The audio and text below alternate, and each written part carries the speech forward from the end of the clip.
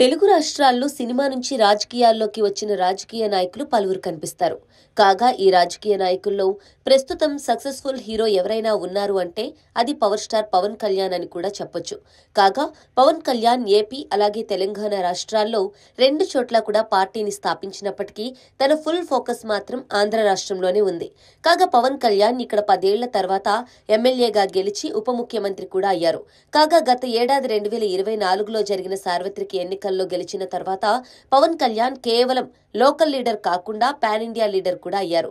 ఇలా పలు పక్క రాష్ట్రాల్లో కూడా పవన్ కళ్యాణ్ వెళ్లి ప్రచారం చేయడం ఇంట్రెస్టింగ్ గా అనిపించింది.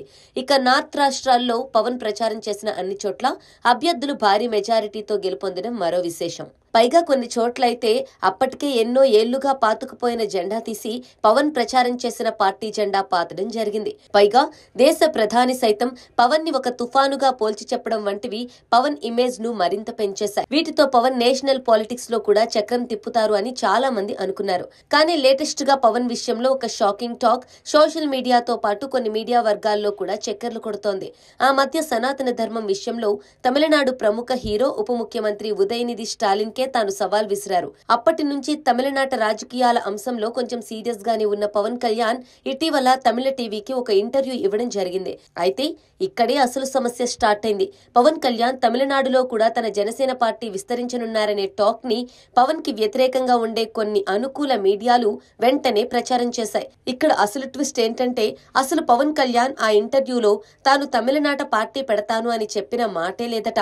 దీంతో పవన్ కళ్యాణ్ విషయంలో ఇలాంటి విష ప్రచారాలు చేస్తున్నారని పవన్ అభిమానులు ఆగ్రహం వ్యక్తం చేస్తున్నారు. అంతేకాకుండా పవన్ కళ్యాణ్ అలా అన్నట్టు చూపించాలని, ప్రూఫ్స్ పెట్టాలని వారు డిమాండ్ చేస్తున్నారు. అలాగే జనసేన సోషల్ మీడియా కూడా తమపై వస్తున్న ఆ వార్తలు ఫేక్ అని ఖండిస్తున్నారు. సో పవన్ కళ్యాణ్ ఇలా తమిళనాట పార్టీ పెడుతున్నారు అనే మాటలో మాత్రం ఎలాంటి నిజం లేదని చెప్పొచ్చు. ఇక పవన్ కళ్యాణ్ ప్రస్తుతం 3 భారీ సినిమాలు చేస్తున్న సంగతి తెలిసిందే. వాటిలో హరిహర వీరమల్లు సినిమా ఈ మే 9న గ్రాండ్ గా రిలీజ్ కాబోతోంది.